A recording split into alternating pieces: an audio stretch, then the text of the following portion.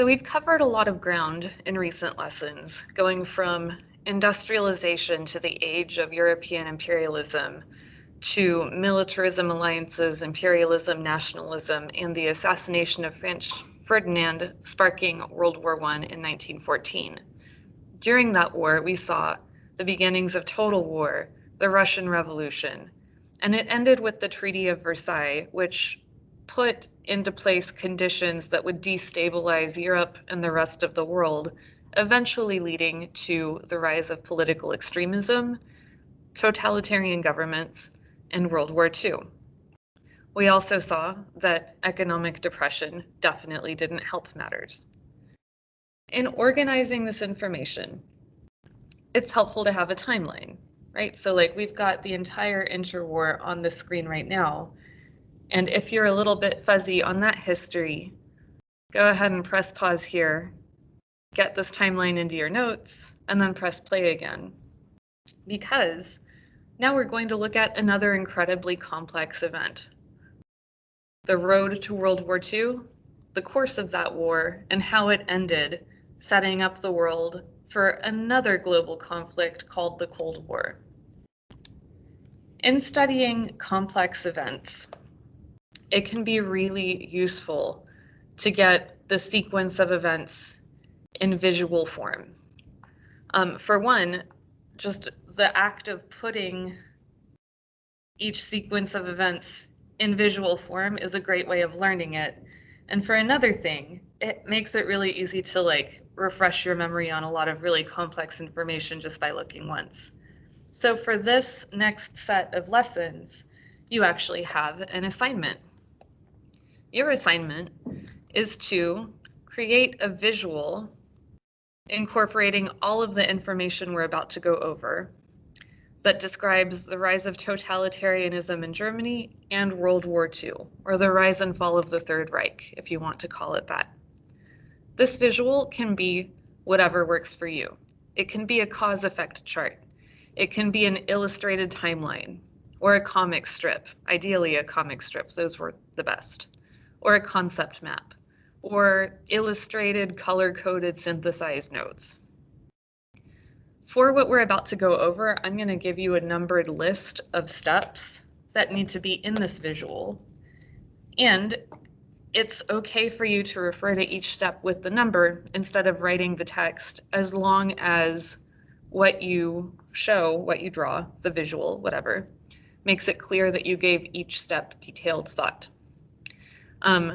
Being in the modern world, you can also do this project in a series of memes if you want, as long as they're school appropriate. Memes are great though. All right, so I'm going to go over each of the steps that needs to be in your visual, and what I actually recommend you do is to go one slide at a time. So don't wait till the last minute and try to do this all at once. Break this big assignment up into smaller parts that you can do little by little so that you can give good, deep thought to each piece of it, and so it doesn't become overwhelming as the deadline approaches. Here's one example, actually two examples of products I've gotten from students, and I'll give you a few more examples at the end to get your imagination working. All right, so part one is context. From 1925 to 1930, Germany was recovering economically, experiencing a time of relative prosperity, though it was relying heavily on American loans to make reparation payments. In 1929, the US stock market crashes and the Great Depression begins, and that means no more loans from Americans. Other countries in economic depression means no one can buy German exports. So Germany doesn't export enough stuff to pay for the imports of stuff it needs, like food and raw materials. This causes economic crisis. This economic crisis was not caused by the Treaty of Versailles, but rather by the Great Depression. However, many Germans will blame the Treaty of Versailles for it anyway. Most Germans thought the Treaty of Versailles was unfair. And the government in Germany was democratic, but it was weak and unstable, and it was especially slow to address the financial crisis caused by worldwide economic depression in the capitalist world. Remember that as a communist country, the Soviet Union was not affected by the Great Depression. This raised fears of communism among middle-class people in Germany, and upper-class people as well. Though the size of the German army was limited by the Treaty of Versailles, many ex-soldiers and militants formed unofficial military-like organizations, like the Nazi SS stormtroopers, basically private armies of thugs, to support fascist parties who were gaining popularity in large part because of their opposition to communism. That's part one. If you want to pause here and complete your illustration of this segment, go ahead and then press play again. Part two, Germany becomes a totalitarian state. The Nazi Party increasingly gets votes after the Great Depression. Having gained some electoral success, Hitler is able to pressure the president to appoint him chancellor, which was the most powerful position in the German government. This was done legally, according to the German constitution. Having gained power, the Nazis are still restrained within a democratic framework with separation of powers and checks and balances. The Reichstag fire, which was a fire set to the German equivalent of our Congress, then occurs. No one can prove what caused it, but the Nazis blame communists. The Nazis used this as an excuse to limit individual rights and ban the political opposition to their power. So there's no more separation of powers at this point. This is an old trick. Remember ancient Rome? Caesar used a state of emergency then to eliminate the democratic process and become a dictator also. So this is a pattern that repeats in history. Fake emergency equals seizure of power that then never gets given up. Hitler and the Nazi Party now have full power, and Germany becomes a totalitarian state. The promise that the Nazi Party made when it came to power involved making Germany strong again in order to undo the Treaty of Versailles, which many Germans felt was preventing their country from any hope of economic recovery. So, Hitler starts rearming Germany, and the Allies do nothing. The United States does not want to get involved in another European war, and so it did not join the League of Nations. France and England individually do not think they're strong enough to enforce any ultimatums, and so they choose a policy of appeasement, which means giving into small demands in hopes of avoiding a larger conflict. Meanwhile, in Germany, Nazi propaganda starts equating Jews with the communist threat.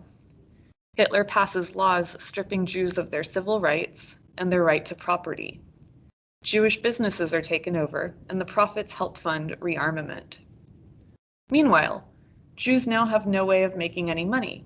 They are moved into ghettos and segregated from national life. Pause here and complete your visual for this segment of information. Then press play again.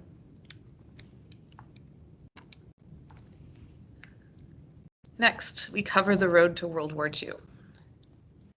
Hitler brings up the principle of self-determination to argue that areas with lots of ethnic Germans that were taken away from Germany after World War I should be allowed to become part of a German state. Hitler annexes Austria, so adds Austria to the German state, and the Allies do nothing. Hitler says that he wants to annex part of Czechoslovakia. The Allies, getting worried, meet with Hitler in the Munich conference. They agree to let him take part of Czechoslovakia if he promises not to make any further territorial demands. And this is the general event that is referred to when we talk about appeasement, because they gave him parts of land in exchange for a pinky promise that he won't do it again. Meanwhile, Hitler signs a non-aggression pact with Stalin. Hitler and Stalin hate each other. They do not trust each other. However, both know that neither one is capable of defeating the other in case of conflict, so they agree not to attack each other.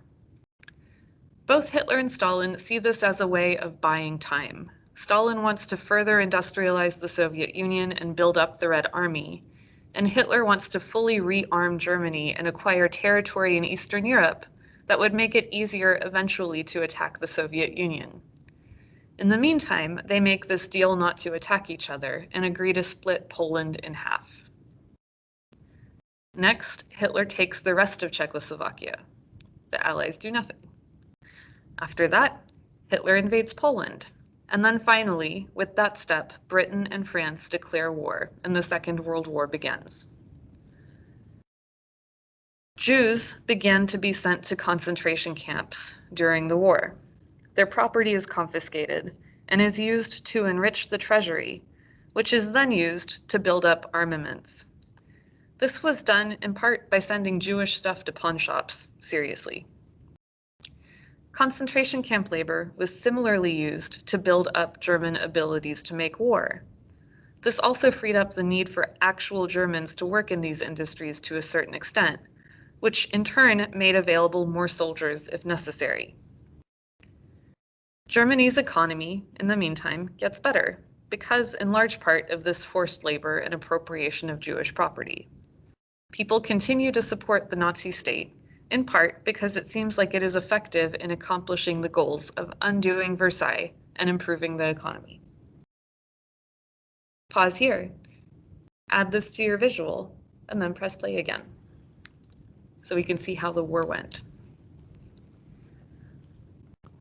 Here we're going to go over, in as simple as possible, the course of World War II. It's hard to overstate how much success or failure in war depends on the ability to produce weapons and to produce soldiers, especially now that we're in the age of total war. Germany invades most of Europe. You can see on the map the largest extent of German invasions. It's a lot. This brings in resources like food, money, especially in confiscated property, especially from Jewish populations in these states, and labor, concentration camp labor, and forced labor from the occupied territories. For example, from a top secret Nazi memo, quote, "It is regrettable that the whole process of changeover has not been carried out earlier. The French government consists of procrastinating artists. As the negotiations with the French government were started early last spring, the first 250,000 workers could have arrived in Germany in the set time, by the fall. In that case, it might have been possible to draft the essential workers in the Reich earlier and to set up new divisions, and so the cutting off at Stalingrad might not have happened. In any case, the Fuhrer is now ready for anything, perhaps even to govern France without a French government." So in other words, they were counting on forced labor from places that they invaded and occupied as a way of making Germany economically and militarily strong. And in that memo, they're saying if they'd started earlier, they could have probably invaded the Soviet Union earlier than they did. Anyway, back to our list, number 25. June 1941. Believing that he can win, Hitler invades the Soviet Union. It is a super bloody affair, but the Soviets rally and manage to slowly drive the Nazi advance back. Nazis considered Polish people and Soviet people as inferior races, and Soviet prisoners of war were treated much, much worse than prisoners of war from Western European countries. Meanwhile, in the Pacific, Japan is busy taking over parts of Eastern Asia, including colonies of European countries occupied by the Nazis. Doing this was a threat to American economic interests in East Asia and its holdings in the Philippines. So the United States imposed an oil embargo on Japan, meaning banning oil trading with Japan, which would have strangled the Japanese economy and therefore their ability to continue to take land. In response, Japan responded with an attack on Pearl Harbor, which drew the United States into the war on December 7th, 1941. So in this slide, we have two big, famous errors in military calculation. One, Hitler tries to invade the Soviet Union and can't. Two, Japan wants to deter American involvement by bombing Pearl Harbor as a warning shot. However, the effect is that the United States joins the war.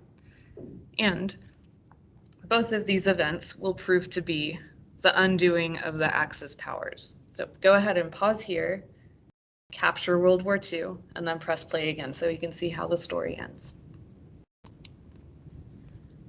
American entry in the World War brought in a ton of money, which meant ability to make weapons and get them to the troops, and it brought in fresh troops as well. The entry of the Soviet Union, which I keep listing as Russia and I shouldn't, it's the Soviet Union, I apologize, still, brought in a huge number of soldiers to the Allied camp. So, with the Soviet Union and the United States now working with the Allies, it's only really a matter of time before the Axis collapses because they can't compete with the resources and the troops that are now being pumped into the opposing side. Using Britain as a jumping off point, troops from the United States, Britain, and the French resistance are able to land in Normandy, which is in northern France, which was then occupied by the Nazis. And this was D-Day. And slowly push back the Nazi army from the west. And here on the map, you can kind of see that. They landed up here, and then they can slowly push the Nazis west, that way towards Germany. Meanwhile, Russian troops, Soviet troops over here, are able to slowly advance from the east, pushing back the Nazi army. Germany urgently needs more troops, more weapons, and more workers for the arms industry. Keeping an economy going in these circumstances is difficult, and the final solution is implemented, meaning Jews and other undesirable races are worked on minimal food rations, and those who cannot work are sent to gas chambers to be exterminated. Eventually, American money and resources, plus the really gigantic number of soldiers from the Soviet Union, are able to drive back the Nazi army and win the war in Europe. Then, surprise, the United States uses a secret weapon, nuclear bombs, against Japan on 2 civilian targets, both to end the war, but also to show the Soviet Union that it has this super destructive weapon, because the United States and the Soviet Union, even though they're working together in this moment, don't trust each other at all either. The Soviet Union and Americans don't trust each other. So their alliance during the war was efficient. It successfully ended the Nazi conquest of Europe. However, when the war is over, their cooperation is over too, setting the stage for a conflict between these two superpowers, the United States and the Soviet Union, that is called the Cold War. So you can pause here and get all of this in your visuals. If you want more examples of visuals, hear how other students have done it. Here we have an example of an illustrated color-coded notes. This is a perfectly acceptable way of accomplishing this assignment. Comic books are among my favorite ways of accomplishing this assignment. Even if you can only draw in stick figures, I still think they're pretty great. Color's pretty great too. And like little illustrated concept maps work just as well also. So however you want to do it, as long as you do it by the deadline, is fine with me.